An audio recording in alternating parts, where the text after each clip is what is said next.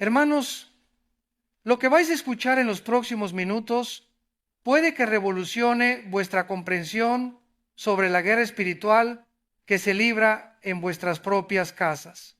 Durante más de 40 años de ministerio, he sido testigo de situaciones que desafían toda lógica humana. He visto con mis propios ojos cómo personas aparentemente normales manifestaban una naturaleza que no les pertenecía. Hoy voy a revelaros las señales bíblicas inconfundibles que indican actividad demoníaca en vuestros seres queridos.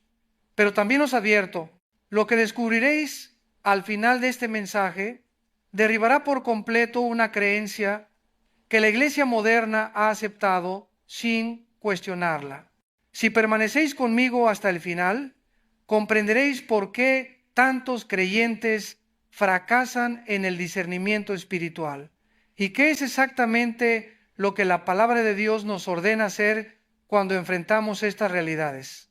Dejadme algo en los comentarios ahora mismo. ¿Alguna vez habéis sentido que alguien cercano a vosotros no es la misma persona que conocíais? Escribidlo abajo. Suscribíos a este canal, porque el contenido que compartimos aquí no lo encontraréis en ningún otro lugar, y permitidme guiaros a través de la verdad bíblica que transformará vuestra capacidad de discernir entre lo humano y lo demoníaco. Abrid vuestras Biblias conmigo en el Evangelio según San Marcos, capítulo 5. Allí encontramos al endemoniado Gadareno, un hombre que vivía entre los sepulcros, que nadie podía atar ni siquiera con cadenas, que de día y de noche andaba dando voces y hiriéndose con piedras. Cuando Jesús se acerca a él, el demonio que lo poseía grita: ¿qué tienes conmigo, Jesús, Hijo del Dios Altísimo? Te conjuro por Dios que no me atormentes. Prestad atención a este detalle crucial. El demonio reconoció inmediatamente la autoridad divina de Cristo. Los demonios saben perfectamente quién es Jesús. Santiago 2:19 lo confirma cuando dice: tú crees que Dios es uno, bien haces. También los demonios creen y tiemblan. Durante mis años pastoreando en México y viajando por toda Latinoamérica y España, he recibido miles de testimonios de hermanos que han experimentado manifestaciones inexplicables en sus hogares. Recuerdo el caso de una hermana de la congregación en Guadalajara que me contactó desesperada porque su hijo adolescente había comenzado a comportarse de manera extraña después de involucrarse con videojuegos que contenían simbología ocultista. El joven, que había sido criado en un hogar cristiano, comenzó a tener arranques de ira desproporcionados. Hablaba con una voz que no era la suya en ciertos momentos y manifestaba un odio visceral hacia todo lo relacionado con Dios.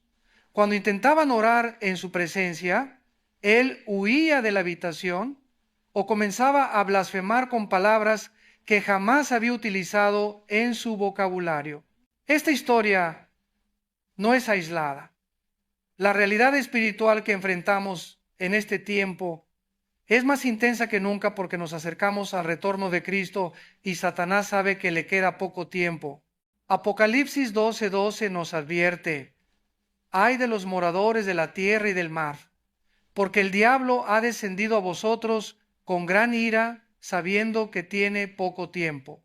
El enemigo está intensificando sus ataques, especialmente contra las familias cristianas, porque la familia es la institución que Dios diseñó como fundamento de la sociedad.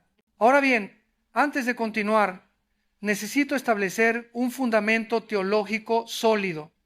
Existe una diferencia abismal entre la influencia demoníaca, la opresión demoníaca y la posesión demoníaca.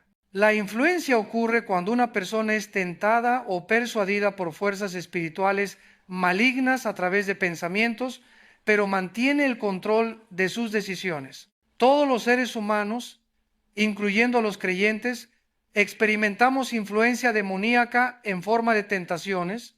La opresión es más intensa. El demonio ejerce presión constante sobre la mente y las emociones de la persona, creando tormento psicológico, depresión inexplicable, ansiedad extrema y pensamientos obsesivos. La posesión, en cambio, implica que un espíritu inmundo ha tomado control total o parcial del cuerpo de la persona, manifestándose a través de ella. Una pregunta que me hacen constantemente es: ¿puede un cristiano verdadero ser poseído por un demonio? La respuesta bíblica es rotunda: no. Primera de Corintios 6:19 declara que nuestro cuerpo es templo del Espíritu Santo. Primera de Juan 4:4 nos asegura: mayor es el que está en vosotros que el que está en el mundo. El Espíritu Santo y un demonio no pueden cohabitar el mismo templo. Sin embargo, aquí viene la advertencia: un cristiano puede ser oprimido si abre puertas espirituales a través del pecado no confesado, la falta de perdón, la práctica del ocultismo o la exposición voluntaria a influencias demoníacas. He visto casos desgarradores de creyentes que mantienen un pie en la iglesia y otro en prácticas ocultas. Visitad cualquier librería secular y encontraréis secciones enteras dedicadas al tarot, la astrología, la brujería presentada como magia blanca y la comunicación con los muertos. Deuteronomio 18, 10 hasta 12 es categórico: no sea hallado en ti quien haga pasar a su hijo o a su hija por el fuego, ni quien practique adivinación, ni agorero, ni sortílego, ni hechicero, ni encantador, ni adivino, ni mago, ni quien consulte a los muertos, porque es abominación para con Jehová cualquiera que hace estas cosas. La palabra no deja espacio para interpretaciones ambiguas. Dios prohíbe totalmente estas prácticas porque son puertas directas al mundo demoníaco. Permitidme compartir las señales bíblicas específicas que indican actividad demoníaca en una persona. La primera señal es el rechazo visceral y desproporcionado hacia lo sagrado. Cuando una persona que antes toleraba o incluso participaba en actividades cristianas comienza a manifestar un odio irracional hacia la Biblia, la oración, la música cristiana o la sola mención del nombre de Jesús, debemos prestar atención. Los demonios no pueden soportar la presencia de Dios. En Marcos 1, 23, 24, cuando Jesús entra en la sinagoga, el hombre con espíritu inmundo grita: ¿qué tienes con nosotros, Jesús Nazareno? ¿Has venido para destruirnos? Sé quién eres, el Santo de Dios. Observad que el demonio no pudo permanecer en silencio ante la presencia del Señor. Recuerdo una conferencia en Valencia donde, al comenzar a predicar sobre la autoridad de Cristo, una mujer en la tercera fila comenzó a gritar con una voz gutural que claramente no era la suya. Tuvimos que detener el servicio brevemente y ministrar liberación sobre ella. Más tarde descubrimos que había estado involucrada en sesiones de espiritismo intentando contactar con su madre fallecida. Hermanos, cuando alguien intenta comunicarse con los muertos, no contacta con sus seres queridos, sino con espíritus engañadores que se hacen pasar por ellos. Primera de Samuel 28 nos narra el caso de Saúl consultando a la divina de Endor, y Dios condena severamente esta práctica. La segunda señal es el conocimiento sobrenatural de información que la persona no podría saber por medios naturales. En Hechos 16 contra 16, 18, encontramos a una muchacha poseída por un espíritu de adivinación que seguía a Pablo y a Silas gritando: estos hombres son siervos del Dios Altísimo, quienes os anuncian el camino de salvación. Lo que decía era técnicamente cierto, pero la fuente de ese conocimiento era demoníaca. Pablo, molesto por la manifestación, se volvió y ordenó al espíritu que saliera de ella en el nombre de Jesucristo. ¿Por qué os cuento esto? Porque vivimos en una época donde se ha popularizado la consulta a videntes, médiums y adivinos. Millones de personas llaman a líneas telefónicas para que les lean las cartas del tarot o les predigan el futuro. ¿Sabéis lo que está ocurriendo realmente? Están abriendo puertas espirituales masivas en sus vidas. Puede que el vidente les diga cosas precisas sobre su pasado o su presente, pero esa información proviene de demonios que han observado sus vidas, no de Dios. Isaías 8, 19, 20 nos instruye: si os dijeren, preguntad a los encantadores y a los adivinos, que susurran hablando, responded, ¿no consultará el pueblo a su Dios? ¿Consultará a los muertos por los vivos? ¿A la ley y al testimonio? Si no dijeren conforme a esto, es porque no les ha amanecido. La tercera señal, y esta es particularmente importante en el contexto familiar, es el cambio radical de personalidad que no puede explicarse por circunstancias normales. Todos pasamos por temporadas difíciles que afectan nuestro estado de ánimo. La pérdida de un empleo, problemas matrimoniales, enfermedades, todo esto puede alterar temporalmente nuestro comportamiento. Pero cuando un familiar experimenta una transformación completa de su carácter, manifestando crueldad donde antes había bondad, perversión donde antes había pureza, y esta transformación coincide con la exposición a prácticas ocultas, películas de contenido demoníaco, música que invoca espíritus o relaciones con personas involucradas en el ocultismo, debemos discernir espiritualmente lo que está ocurriendo. El endemoniado gadareno vivía desnudo entre los sepulcros. Había perdido completamente su dignidad humana. Marcos 5:5 nos dice que sería a sí mismo con piedras. La autodestrucción es una característica común de la opresión demoníaca severa. Satanás viene para hurtar, matar y destruir, según Juan 10:10. Su objetivo es llevar a las personas a la destrucción total, tanto física como espiritual. En mis años de ministerio, he presenciado liberaciones donde la persona manifestaba fuerza sobrehumana. Marcos 5:3 hasta 4 describe que el gadareno no podía ser atado ni siquiera con cadenas porque las rompía. He visto hombres de complexión normal que durante una manifestación demoníaca requerían 5 o 6 personas para ser contenidos. Esta fuerza no es natural, proviene del espíritu que los habita temporalmente. Dejadme preguntaros algo, ¿habéis notado en vuestro círculo cercano a alguien que exhibe estas características? Si es así, no entréis en pánico, pero tampoco lo ignoréis. La ignorancia espiritual es una de las mayores debilidades de la iglesia contemporánea. Oseas 4:6 advierte, mi pueblo fue destruido porque le faltó conocimiento. No podemos combatir lo que no reconocemos. La cuarta señal es la manifestación de voces múltiples o cambios de voz. Cuando Jesús preguntó al endemoniado su nombre, él respondió, Legión me llamo, porque somos muchos. Una legión romana contenía entre 3,000 y 6,000 soldados. Este hombre estaba habitado por miles de demonios. Aunque este es un caso extremo, la presencia de múltiples espíritus inmundos es común en casos severos de posesión. Durante una sesión de consejería en Monterrey, una joven que había estado involucrada en la santería comenzó a hablar con voces diferentes cuando empezamos a orar por ella.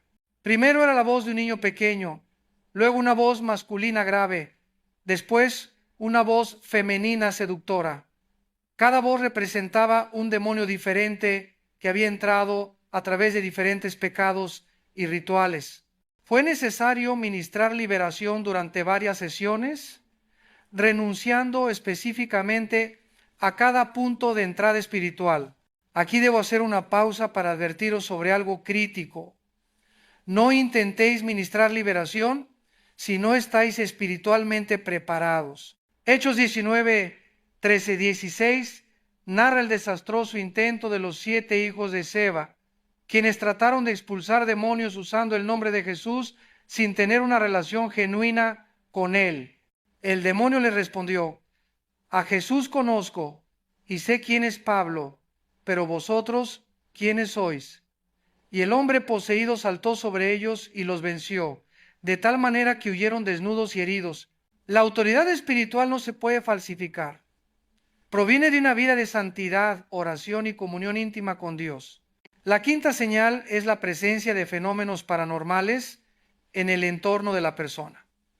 Objetos que se mueven sin explicación, temperaturas que cambian drásticamente, apariciones de sombras, voces audibles cuando no hay nadie presente, pesadillas recurrentes con contenido similar. Algunos escépticos atribuirán todo esto a sugestión psicológica o fenómenos naturales.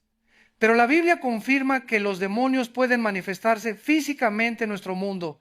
En 1 Samuel 16:14 leemos que un espíritu malo de parte de Jehová atormentaba a Saúl. Cuando David tocaba el arpa, el espíritu se apartaba. Ministré a una familia en Madrid cuyo hijo pequeño dibujaba constantemente figuras demoníacas que decía ver en su habitación por las noches. Los padres pensaban que era simplemente imaginación infantil hasta que comenzaron a experimentar ellos mismos presencias opresivas en la casa. Tras investigar, descubrimos que habían comprado muebles de segunda mano que provenían de una casa donde se practicaba ocultismo. Tuvimos que ungir la casa con aceite, orar en cada habitación, romper toda maldición generacional y deshacernos de esos objetos contaminados espiritualmente. Esto me lleva a un punto crucial. Los objetos pueden ser portadores de demonios. En Hechos 19, cuando los efesios se convirtieron al cristianismo, trajeron sus libros de magia y los quemaron públicamente. El valor de esos libros era de 50,000 piezas de plata, una fortuna. ¿Por qué los quemaron en lugar de venderlos o regalarlos? Porque esos objetos estaban contaminados espiritualmente y podían abrir puertas demoníacas en la vida de quien los poseyera. Necesito que comprendáis algo. Vuestros hogares deben ser santuarios de la presencia de Dios, no museos de objetos que glorifican lo oculto. Tenéis ídolos, amuletos, figuras de Buda, vírgenes a las que oráis, estampitas supuestamente milagrosas, libros de hechicería, películas que glorifican la brujería, música que invoca espíritus. Todo eso debe salir de vuestras casas. Deuteronomio 7:26 ordena: no meterás, pues, abominación en tu casa, para que no seas anatema como ella. Del todo la aborrecerás y la abominarás, porque es anatema. He recibido críticas de religiosos que consideran que estas enseñanzas son extremas, pero yo no predico mis opiniones, predico la palabra de Dios. Si la Biblia lo dice, yo lo repito. Si Dios lo prohíbe, yo lo denuncio. Mi compromiso no es con la popularidad, sino con la verdad. La sexta señal es la resistencia anormal a la palabra de Dios leída en voz alta. Los demonios no pueden soportar la verdad bíblica. Hebreos 4:12 declara: la palabra de Dios es viva y eficaz, y más cortante que toda espada de dos filos, y penetra hasta partir el alma y el espíritu, las coyunturas y los tuétanos, y discierne los pensamientos y las intenciones del corazón. Cuando la Escritura se proclama con autoridad, el reino de las tinieblas tiembla. Probad esto. Si sospecháis que alguien está bajo influencia demoníaca, leed en voz alta el Salmo 91 o Juan capítulo 1 en su presencia. Observad la reacción. Una persona normal podrá estar desinteresada o aburrida, pero alguien con opresión demoníaca manifestará agitación extrema. Intentará salir de la habitación, se tapará los oídos o, en casos severos, comenzará a manifestar el demonio abiertamente. Esto me recuerda el caso de un joven en una iglesia de Sevilla que asistía regularmente, pero nunca parecía estar cómodo durante la adoración. Un día, durante un retiro espiritual, comenzamos a orar con intensidad y él cayó al suelo retorciéndose, gritando que no podía soportar la presencia de Dios. Resultó que había estado practicando brujería blanca pensando que era inofensiva porque supuestamente solo hacía el bien. Hermanos, no existe tal cosa como brujería blanca o magia buena. Toda brujería proviene de Satanás. Gálatas 5:19-20 incluye la hechicería entre las obras de la carne que impiden heredar el reino de Dios. La séptima señal es el conocimiento de lenguas que la persona nunca aprendió. En algunos casos de posesión documentados a lo largo de la historia eclesiástica, individuos sin educación formal han hablado fluidamente en latín, griego, hebreo o lenguas muertas que no podrían conocer naturalmente. Esto es diferente del don bíblico de lenguas que el Espíritu Santo otorga a los creyentes. Las lenguas demoníacas producen confusión y temor, mientras que las lenguas del Espíritu Santo edifican y glorifican a Dios. Durante un viaje misionero a Colombia, presencié un caso extraordinario donde una mujer poseída comenzó a hablar en arameo antiguo durante una sesión de liberación. Un profesor de teología que estaba presente confirmó que estaba pronunciando blasfemias contra Dios en esa lengua. La mujer era una campesina analfabeta que jamás había estudiado idiomas. ¿Cómo podía hablar arameo? La única explicación razonable es que el demonio que la poseía utilizaba su aparato vocal para expresarse en una lengua que él conocía. La octava señal, y esta es especialmente relevante en nuestro contexto cultural actual, es la promiscuidad sexual extrema y las perversiones que van más allá de la simple inmoralidad humana. Efesios 2:2 habla del espíritu que ahora opera en los hijos de desobediencia. Existe un espíritu de lascivia, un demonio de perversión sexual que impulsa a las personas hacia prácticas cada vez más degradantes y destructivas. La pornografía, que se ha convertido en una epidemia global facilitada por Internet, no es simplemente un problema moral, es una puerta gigantesca a la opresión demoníaca. Cada imagen pornográfica que una persona consume crea un vínculo espiritual con el espíritu de lujuria. Primera de Corintios 6:16 advierte: ¿o no sabéis que el que se une con una ramera es un cuerpo con ella? Porque dice, los dos serán una sola carne. Cuando un hombre mira pornografía, está creando una unión espiritual con esas imágenes. Cuando una persona practica la fornicación o el adulterio, no es solo un acto físico, es una transacción espiritual que abre puertas demoníacas. He aconsejado a cientos de hombres que me confiesan estar esclavizados a la pornografía. Describen cómo comenzó con curiosidad, luego se volvió un hábito, después una adicción y finalmente una obsesión que controla sus pensamientos constantemente. Intentan dejarlo, pero no pueden. ¿Por qué? Porque detrás de esa adicción hay un demonio de lujuria que ha tomado control sobre esa área de sus vidas. La liberación requiere arrepentimiento genuino, renuncia específica a ese pecado, la eliminación de todo material pornográfico, rendir cuentas a otro creyente maduro y en muchos casos ministración espiritual directa. Permitidme detenerme aquí para hacer un llamado directo. Si vos estás atado a la pornografía, si vos practicáis la fornicación, el adulterio o cualquier forma de inmoralidad sexual, no podéis tener victoria espiritual hasta que rompáis esas cadenas. No es suficiente sentirse culpable, debéis arrepentiros y apartaros completamente de esa práctica. Primera de Tesalonicenses 4:3-5 declara: pues la voluntad de Dios es vuestra santificación, que os apartéis de fornicación, que cada uno de vosotros sepa tener su propia esposa en santidad y honor, no en pasión de concupiscencia, como los gentiles que no conocen a Dios. La novena señal es la blasfemia contra el Espíritu Santo. Mateo 12:31-32 contiene las palabras más aterradoras que Jesús pronunció: todo pecado y blasfemia será perdonado a los hombres, mas la blasfemia contra el Espíritu no les será perdonada. ¿Qué es la blasfemia contra el Espíritu Santo? Es atribuir conscientemente la obra de Dios al diablo. Los fariseos vieron a Jesús expulsando demonios y dijeron que lo hacía por el poder de Belcebú, el príncipe de los demonios. Cuando una persona llega al punto de llamar a lo bueno malo y a lo malo bueno, cuando invierte completamente los valores morales y espirituales, cuando ve claramente la obra de Dios pero la atribuye al diablo, esa persona está en peligro mortal.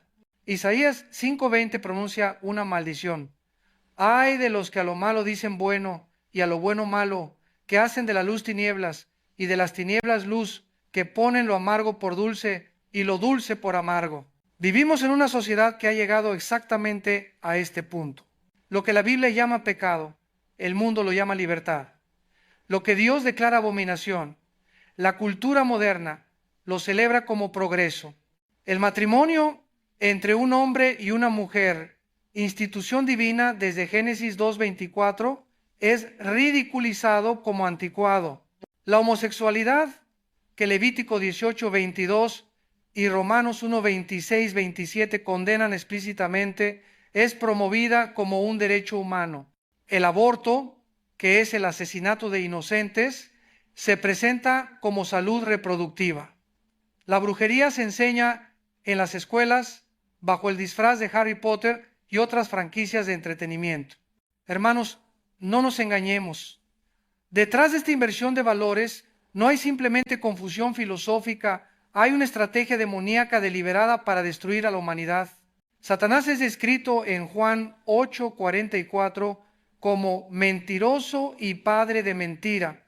Su método principal es el engaño. Eva no cayó por la fuerza, cayó por la mentira de la serpiente que le dijo: no moriréis. Dios había advertido que comer del árbol prohibido resultaría en muerte, pero el diablo contradijo la palabra de Dios. La 10ª señal es la incapacidad de pronunciar el nombre de Jesús con sinceridad. 1 Corintios 12:3 establece una prueba espiritual infalible. Nadie que hable por el Espíritu de Dios llama anatema a Jesús, y nadie puede llamar a Jesús Señor sino por el Espíritu Santo. Los demonios pueden pronunciar el nombre de Jesús como un título, como vimos en Marcos 5 cuando gritaron: Jesús, Hijo del Dios Altísimo, pero no pueden confesarlo como Señor y Salvador personal con sinceridad. Si sospechéis que alguien tiene influencia demoníaca, pedidle que diga con vosotros: Jesucristo es mi Señor y Salvador. Observad cómo lo dice. Una persona bajo opresión severa tendrá dificultad para pronunciar esas palabras, las dirá con sarcasmo o incluso será incapaz de terminar la frase.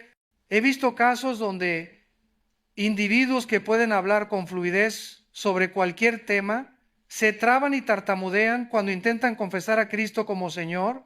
Recordar el caso en Hechos 16 de la muchacha con espíritu de adivinación. Ella seguía a Pablo declarando verdades sobre él, pero cuando Pablo se molestó y ordenó al espíritu que saliera, el demonio obedeció inmediatamente. ¿Por qué se molestó Pablo si lo que ella decía era verdad? Porque la verdad proclamada por un demonio contamina el mensaje del evangelio. Los demonios no son nuestros aliados ni nuestros voceros. Santiago 2:19 dice que los demonios creen que Dios existe y tiemblan, pero esa creencia no los salva, porque no se han arrepentido ni sometido a Cristo. Ahora, permitidme compartir algo que he observado consistentemente en casos de opresión y posesión demoníaca. Siempre hay una puerta de entrada. Los demonios no pueden simplemente invadir la vida de una persona sin su consentimiento directo o indirecto. Dios ha establecido leyes espirituales que gobiernan el mundo invisible. Y una de esas leyes es que debemos abrir puertas para que el enemigo entre. ¿Cuáles son esas puertas?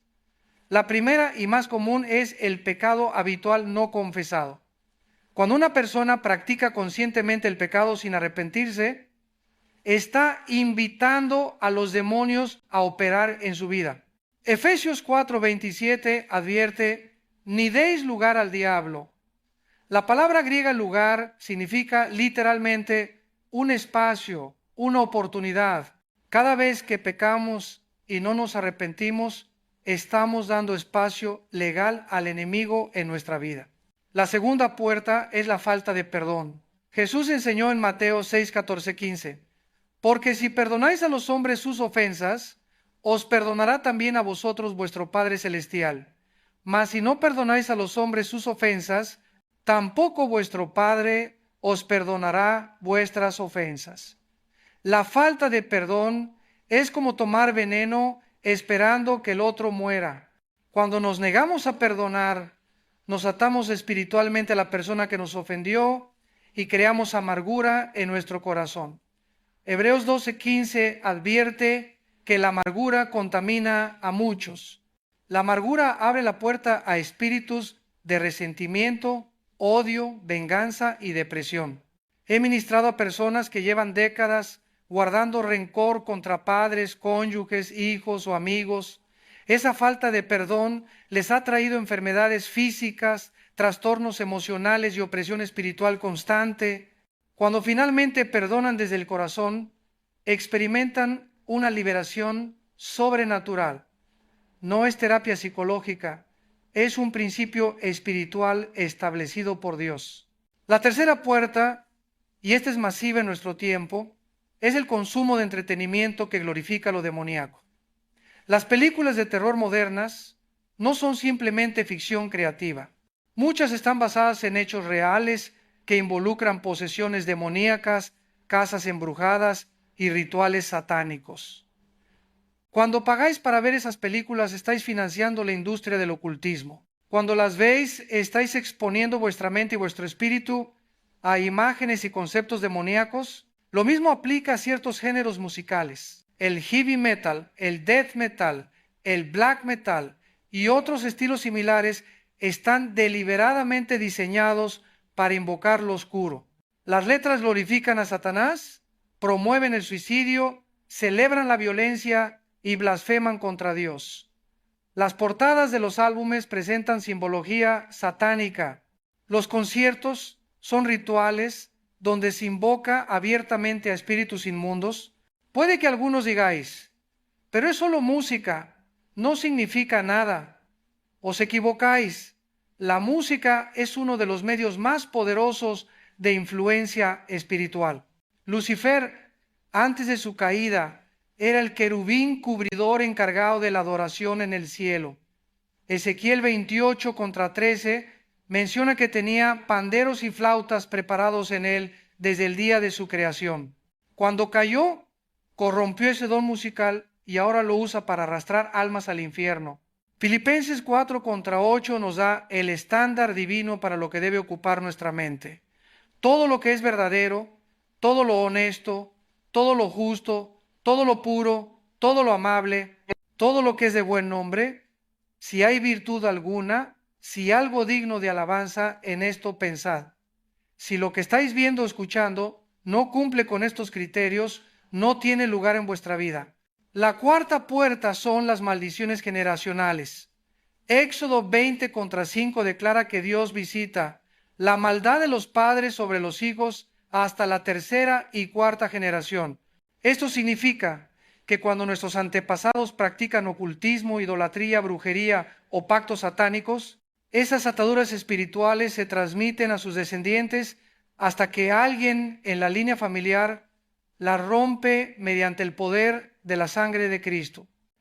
He visto familias enteras marcadas por patrones destructivos que se repiten generación tras generación: alcoholismo, suicidios, divorcios, pobreza extrema, enfermedades mentales. Cuando investigamos la historia familiar, descubrimos que un bisabuelo era masón, o que una abuela practicaba santería, o que un tatarabuelo hizo un pacto con el diablo para obtener riqueza. Esas decisiones espirituales tienen consecuencias que trascienden el tiempo. Gálatas 3:13 nos da la solución. Cristo nos redimió de la maldición de la ley, hecho por nosotros maldición. En Cristo tenemos autoridad para romper toda maldición generacional. Necesitáis identificar los pecados de vuestros ancestros, renunciar específicamente a ellos, pedir perdón en su representación y declarar vuestra libertad en el nombre de Jesús. No estáis atados a los errores del pasado cuando habéis nacido de nuevo en Cristo. La quinta puerta es el trauma severo no sanado. Cuando una persona experimenta abuso físico, sexual o emocional, especialmente durante la infancia, esas heridas crean vulnerabilidades espirituales. Los demonios son oportunistas y aprovechan estas áreas rotas de nuestra alma para establecerse. El Salmo 34:18 promete que cercano está Jehová a los quebrantados de corazón y salva a los contritos de espíritu. Dios desea sanar esas heridas, pero muchas personas las entierran bajo capas de negación, amargura o mecanismos de defensa poco saludables. Ministré a una mujer en Barcelona que había sido violada en su adolescencia. Durante 20 años guardó ese secreto, nunca lo procesó, nunca buscó ayuda, desarrolló un odio hacia los hombres, tuvo relaciones destructivas una tras otra y eventualmente cayó en la promiscuidad como un intento inconsciente de recuperar control sobre su sexualidad. Pero lo que realmente estaba sucediendo es que un espíritu de trauma había entrado a través de esa violación y estaba dirigiendo su vida hacia una autodestrucción sistemática. La liberación vino cuando finalmente trajo ese secreto a la luz, perdonó a su abusador, no por él, sino para liberarse ella. Renunció a todos los votos internos que había hecho contra los hombres y permitió que el Espíritu Santo sanara esas heridas profundas. Isaías 60 y 1:1 profetiza sobre el ministerio del Mesías. El Espíritu de Jehová, el Señor, está sobre mí, porque me ungió Jehová. Me ha enviado a predicar buenas nuevas a los abatidos, a vendar a los quebrantados de corazón, a publicar libertad a los cautivos y a los presos apertura de la cárcel. Jesús vino a sanar los corazones rotos. Ningún trauma es demasiado grande para su poder sanador. Comentadme ahora mismo, ¿habéis experimentado opresión espiritual en vuestra vida o en algún familiar? Compartid este video con alguien que necesite estas verdades. Muchas personas están sufriendo en silencio porque no comprenden la dimensión espiritual de sus batallas. Avancemos hacia las estrategias bíblicas de protección y liberación. No es suficiente identificar el problema, debemos saber cómo combatirlo.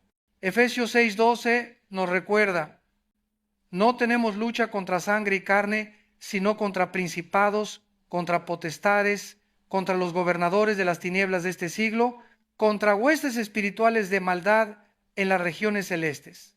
La primera arma espiritual es la palabra de Dios. Cuando Jesús fue tentado por Satanás en el desierto, respondió a cada tentación con escrito está. Mateo 4:4 registra su respuesta. No solo de pan vivirá el hombre, sino de toda palabra que sale de la boca de Dios. La Biblia no es simplemente un libro de historia o moral, es la espada del Espíritu, según Efesios 6:17. Cuando proclamamos la Escritura en voz alta, estamos liberando el poder creativo de Dios en el ambiente espiritual. ¿Queréis proteger vuestro hogar de influencias demoníacas? Leed la Biblia en voz alta regularmente en vuestra casa. El Salmo 91 es particularmente poderoso para establecer protección divina. El Salmo 23 trae paz en medio de la tormenta. Proverbios capítulos 1-9 enseñan sabiduría que contrarresta los engaños del enemigo. Juan capítulo 1 declara la deidad de Cristo, de manera que los demonios no pueden soportar. Durante años he recomendado a las familias que establezcan el hábito de leer un capítulo de Proverbios cada día, coincidiendo con el día del mes. Proverbios tiene 31 capítulos, perfecto para un mes completo. Esta práctica no solo edifica sabiduría, sino que crea una atmósfera espiritual en el hogar que repele las tinieblas. La segunda arma es la oración intercesora. Santiago 5:16 declara: la oración eficaz del justo puede mucho. Cuando oramos por nuestros familiares que están bajo ataque demoníaco, estamos liberando el poder de Dios en su favor. Lucas 22:30 y 1-30 y 2 registra las palabras de Jesús a Pedro: Simón, Simón, he aquí Satanás os ha pedido para zarandearos como a trigo, pero yo he rogado por ti, que tu fe no falte. La intercesión de Cristo evitó que Pedro cayera completamente en manos del enemigo. Cuando oréis por alguien con opresión demoníaca, hacedlo con autoridad. No le roguéis a Dios que quizás, si le parece bien, tal vez haga algo. Declarad con fe, basándoos en la palabra. Padre, en el nombre de Jesús, ato toda potestad de las tinieblas que opera en la vida de nombre de la persona. Declaro que la sangre de Cristo lo cubre y lo protege. Ordeno a todo espíritu inmundo que suelte su vida ahora en el nombre de Jesús.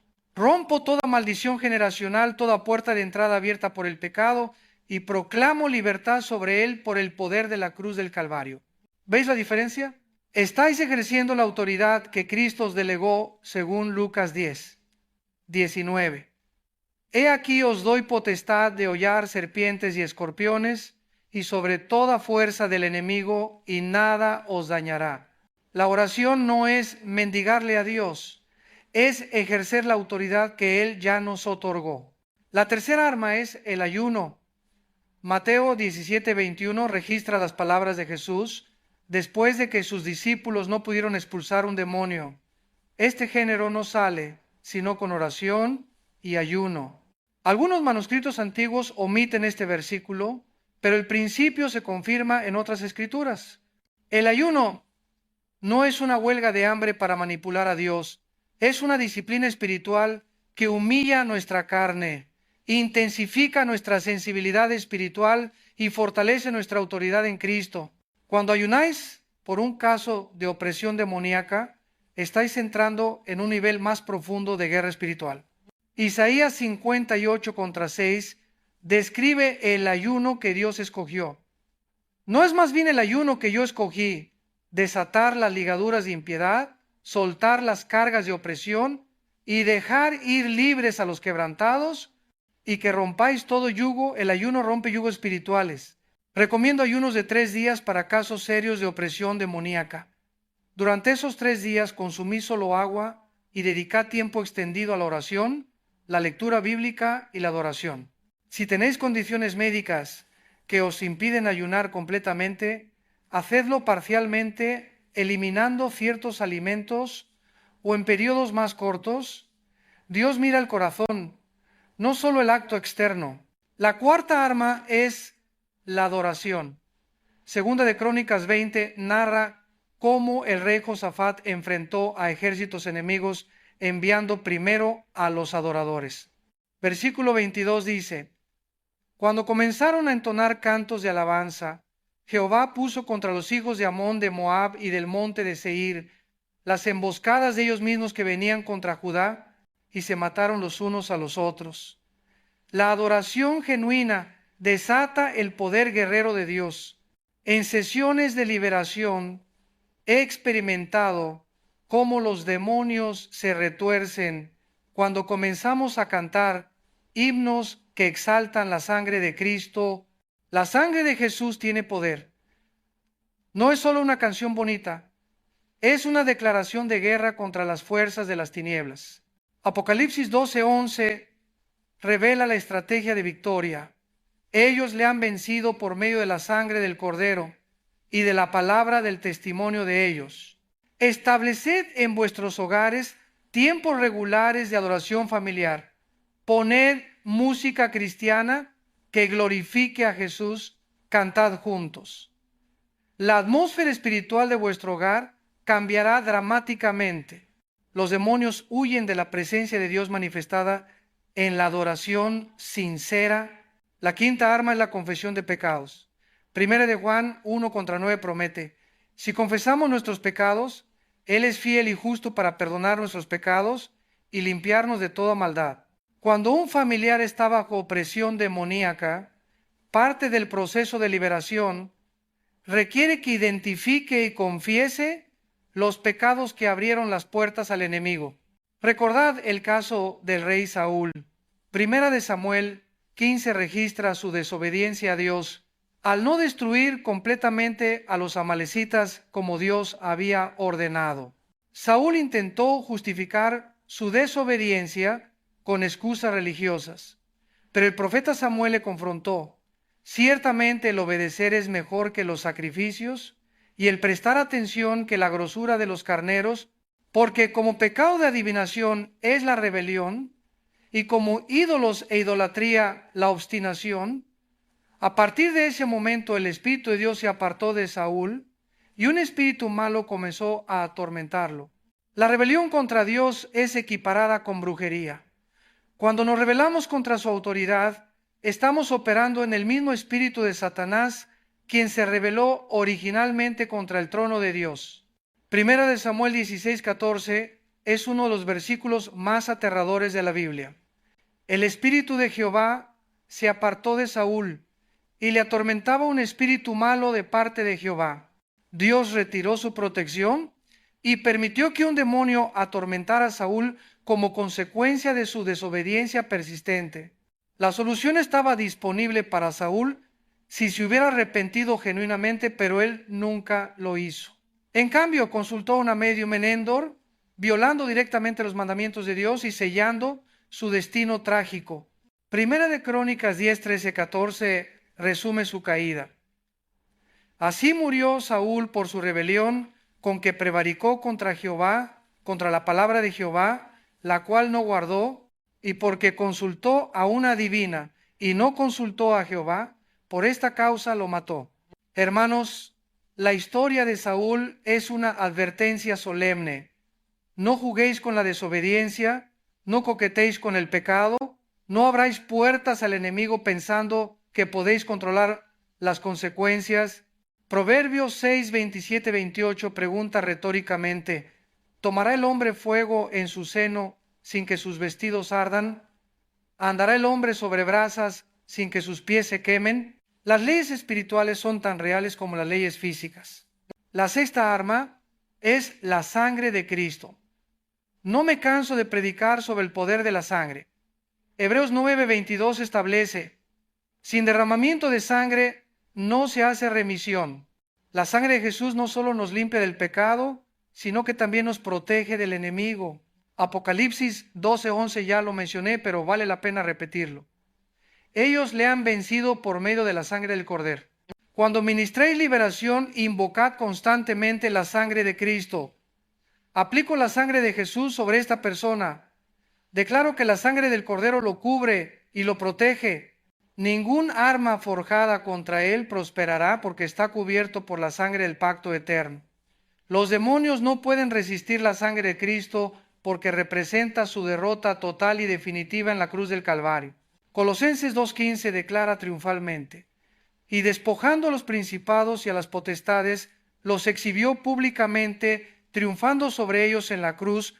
La cruz no fue la derrota de Cristo, fue su victoria absoluta sobre todo el reino de las tinieblas. Cuando Jesús gritó, consumado es, en Juan 19:30, no estaba admitiendo derrota, estaba declarando victoria. El precio del rescate estaba pagado. La obra de redención estaba completa. El poder de Satanás estaba quebrantado. Ahora bien, necesito abordar una pregunta delicada que muchos hacen. ¿Por qué Dios permite que sus hijos sean atacados por demonios? La respuesta tiene varias dimensiones. Primera de Pedro 5:8 advierte, vuestro adversario, el diablo, como león rugiente, anda alrededor buscando a quien devorar. Estamos en una zona de guerra espiritual. Vivimos en territorio enemigo hasta que Cristo regrese y establezca su reino milenial. Dios permite ciertas batallas para fortalecer nuestra fe. Job enfrentó ataques devastadores, no porque hubiera pecado, sino porque Dios confiaba en su fidelidad. Job 1:8 registra las palabras de Dios a Satanás. ¿No has considerado a mi siervo Job, que no hay otro como él en la tierra, varón perfecto y recto, temeroso de Dios y apartado del mal? Dios sabía que Job resistiría la prueba, y al final Job salió más fuerte y más bendecido que antes. Santiago 1:2 hasta 4 nos instruye. Hermanos míos, tened por sumo gozo cuando os halléis en diversas pruebas, sabiendo que la prueba de vuestra fe produce paciencia. Mas tenga la paciencia su obra completa, para que seáis perfectos y cabales, sin que os falte cosa alguna. Las pruebas, incluyendo los ataques espirituales, desarrollan carácter cristiano maduro.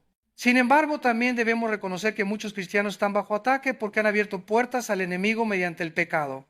Dios nos ama lo suficiente como para permitir que experimentemos las consecuencias de nuestras decisiones con la esperanza de que nos arrepintamos y regresemos a Él. Hebreos 12:6 nos recuerda, porque el Señor al que ama, disciplina y azota a todo el que recibe por hijo. La diferencia entre un creyente genuino bajo ataque demoníaco y un incrédulo poseído es abismal. El creyente tiene al Espíritu Santo habitando en él, protegiéndolo y fortaleciéndolo. Primera de Juan 4:4 nos asegura, hijitos, vosotros sois de Dios y los habéis vencido, porque mayor es el que está en vosotros que el que está en el mundo. Puede que experimentemos opresión externa, pero nunca posesión interna. El Espíritu Santo es nuestro sello de garantía, según Efesios 1:13-14. Ahora quiero compartir un protocolo práctico para ministrar liberación cuando sospechéis que un familiar está bajo opresión demoníaca. Primero, nunca lo hagáis solos. Mateo 18:20 promete, donde están 2 o 3 congregados en mi nombre, allí estoy yo en medio de ellos. Invitad a otros creyentes maduros y firmes en la fe para que os acompañen. La unidad espiritual multiplica la autoridad. Segundo, aseguraos de estar en santidad personal. Confesad cualquier pecado no resuelto en vuestra propia vida antes de intentar ministrar liberación a otros. Primera de Pedro 5:8-9 vincula la resistencia al diablo con la sobriedad y la firmeza en la fe. Si vosotros mismos tenéis puertas abiertas al enemigo, vuestra autoridad espiritual estará comprometida. Tercero, ayunad y orad intensamente antes de la sesión de liberación. Dedicad varios días a buscar a Dios, pidiéndole sabiduría, protección y poder para enfrentar las fuerzas demoníacas. Marcos 9:29 confirma que ciertos niveles de opresión requieren ayuno además de oración. Cuarto, ungid con aceite. Santiago 5:14 instruye, ¿está alguno enfermo entre vosotros? Llame a los ancianos de la iglesia y oren por él, ungiéndole con aceite en el nombre del Señor. Aunque este pasaje se refiere específicamente a enfermedad física, el principio del ungimiento con aceite se aplica a toda administración espiritual. El aceite simboliza el Espíritu Santo y su poder sanador. Quinto, comenzad la sesión estableciendo la autoridad de Cristo. Declarad en voz alta, en el nombre de Jesús, establecemos el señorío de Cristo sobre esta situación. Ningún poder de las tinieblas tiene autoridad aquí. Este es territorio conquistado por la sangre del Cordero. Invocamos la presencia del Espíritu Santo para que dirija esta administración. Sexto, identificad las puertas de entrada. Preguntad a la persona sobre su historia espiritual. ¿Ha practicado ocultismo? ¿Ha consultado videntes o adivinos? ¿Ha usado tablas Ouija? ¿Ha participado en sesiones de espiritismo? ¿Ha visto pornografía regularmente? ¿Guarda falta de perdón contra alguien? ¿Hay historial de brujería en la familia? Cada respuesta afirmativa representa una puerta que debe cerrarse específicamente. Séptimo, guiad a la persona al arrepentimiento genuino. El arrepentimiento no es simplemente sentirse mal por el pecado. Es un cambio de mente que produce un cambio de dirección. 2 Corintios 7:10 distingue entre la tristeza que, según Dios, produce arrepentimiento para salvación, de que no hay que arrepentirse, pero la tristeza del mundo produce muerte. La persona debe confesar cada pecado específicamente y renunciar verbalmente a toda atadura con el enemigo. Octavo, romped las maldiciones y cerrad las puertas. Después de la confesión y el arrepentimiento, declarad, en el nombre de Jesús, renuncio a pecado específico. Rompo todo pacto consciente o inconsciente con el enemigo relacionado con pecado específico. Cierro esta puerta espiritual y la sello con la sangre de Cristo. Ordeno a todo espíritu inmundo asociado con pecado específico que salga ahora en el nombre de Jesús. Noveno, ordenad a los demonios que salgan con autoridad, sin gritar necesariamente, pero con firmeza. Espíritu de nombre del demonio, si lo conocéis, en el nombre de Jesús, te ordeno que sueltes a esta persona ahora. No tienes autoridad legal para permanecer porque Cristo ha pagado el precio de su redención. Sal ahora en el nombre de Jesús. Puede que sea necesario repetir esta orden varias veces si hay múltiples demonios. Décimo, llened el espacio vacío. Jesús advirtió en Mateo 12:43 hasta 45 sobre el peligro de dejar la casa espiritual vacía después de expulsar un demonio. Si la persona no llena ese espacio con la presencia de Dios, el demonio regresará con 7 espíritus peores. Orad inmediatamente para que el Espíritu Santo llene a la persona completamente. Animadle a comenzar una vida de discipulado serio, lectura bíblica diaria, oración constante, asistencia fiel a una iglesia sana, rompimiento con amistades que lo arrastran al pecado. 11, estableced un plan de seguimiento. La liberación no es un evento único, sino el comienzo de un proceso de restauración. La persona necesitará rendir cuentas regularmente, consejería continua y apoyo espiritual. Conectadla con creyentes maduros que puedan caminar junto a ella en su proceso de santificación. Quiero contaros sobre un caso particularmente impactante que enfrenté en Argentina. Un joven de 25 años había estado involucrado en la música de black metal durante años. Tocaba en una banda que glorificaba explícitamente a Satanás en sus letras. Después de una sobredosis casi fatal, tuvo un encuentro con Cristo y se convirtió genuinamente.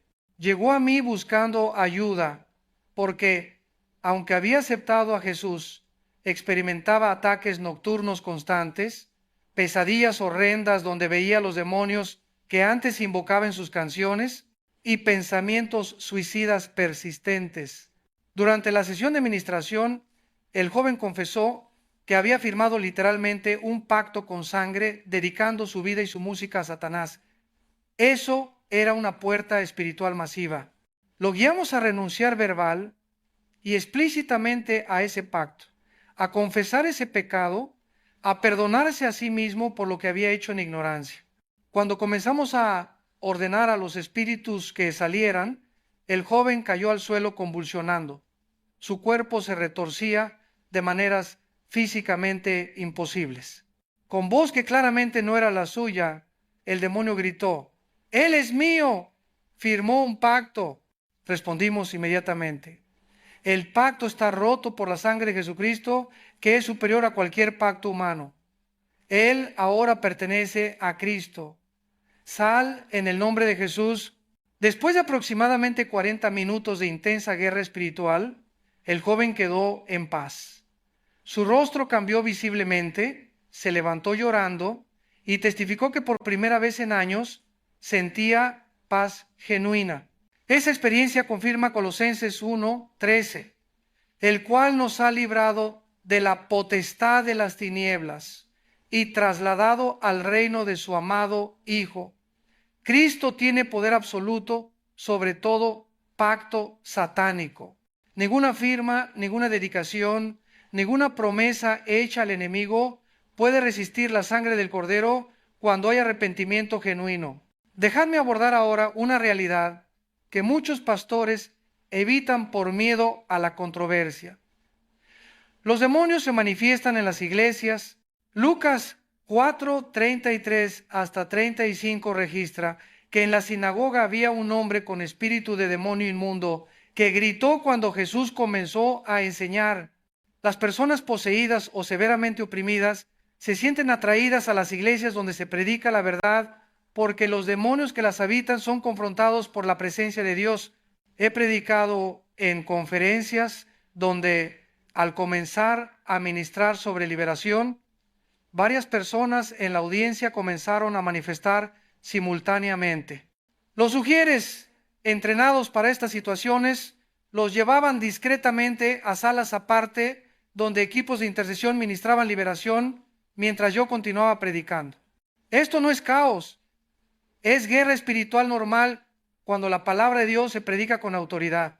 Tristemente, muchas iglesias modernas están tan enfocadas en ser amigables con los visitantes que han eliminado cualquier contenido que pudiera incomodar predican mensajes motivacionales, evitan hablar del pecado, nunca mencionan el infierno y jamás confrontan las realidades espirituales. Como resultado, sus congregaciones están llenas de cristianos nominales que nunca han experimentado verdadera liberación ni transformación. Segunda de Timoteo 4:3-4 profetizó sobre este tiempo. Porque vendrá tiempo cuando no sufrirán la sana doctrina, sino que teniendo comezón de oír, se amontonarán maestros conforme a sus propias concupiscencias y apartarán de la verdad el oído y se volverán a las fábulas. Hermanos, ese tiempo es ahora. La iglesia occidental está enferma de superficialidad y compromiso. Permitidme traer todo esto a una conclusión práctica y poderosa. Habéis escuchado durante estas horas las señales para detectar actividad demoníaca, las puertas de entrada que los demonios utilizan, las armas espirituales que Dios nos ha dado y el protocolo para ministrar liberación. Ahora viene la revelación que prometí al inicio, la verdad que transformará vuestra comprensión. El mayor engaño de Satanás en esta generación no es haceros creer que los demonios existen y están activos, sino convenceros de que sois víctimas impotentes, sin autoridad para vencerlos. Escuchadme bien. Lucas 10:19 declara que Jesús nos ha dado potestad de hollar serpientes y escorpiones y sobre toda fuerza del enemigo. Marcos 16:17 promete que estas señales seguirán a los que creen. En mi nombre echarán fuera demonios. Juan 14:12 proclama las palabras asombrosas de Cristo. El que en mí cree, las obras que yo hago, él las hará también, y aún mayores hará, porque yo voy al Padre. La verdad que la iglesia moderna ha olvidado es esta. Tenemos autoridad delegada de Cristo mismo para confrontar y vencer toda manifestación demoníaca. No necesitamos sacerdotes especiales, rituales complicados o fórmulas místicas. Necesitamos fe genuina, santidad personal y conocimiento de la palabra de Dios. Cuando caminamos en obediencia a Cristo, los demonios tiemblan ante nosotros porque ven a Cristo en nosotros. Romanos 8:37 declara triunfalmente: antes, en todas estas cosas, somos más que vencedores por medio de aquel que nos amó. No somos simplemente vencedores, somos más que vencedores. La batalla ya está ganada.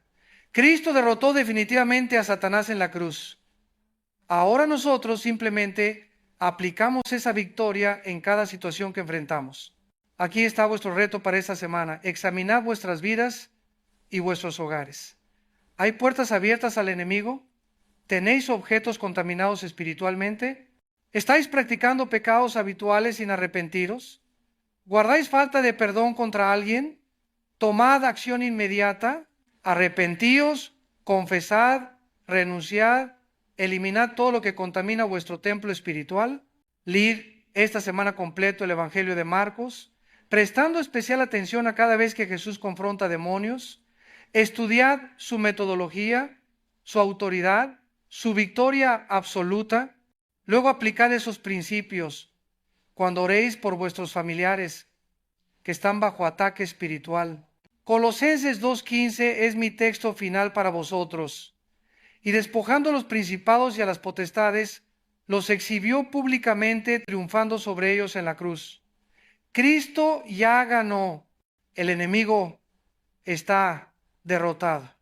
Caminad en esa victoria, vivid en esa autoridad y ved cómo Dios libera a vuestros seres queridos de toda opresión demoníaca. Suscribíos a este canal ahora mismo, compartid este mensaje con cada persona que conozcáis que esté batallando espiritualmente y dejadme en los comentarios vuestro testimonio de victoria cuando Dios os use para traer liberación a alguien. La cosecha es mucha, los obreros pocos, pero el poder de Cristo es infinito. Que la gracia de nuestro Señor Jesucristo, el amor de Dios Padre y la comunión del Espíritu Santo sean con todos vosotros. Amén.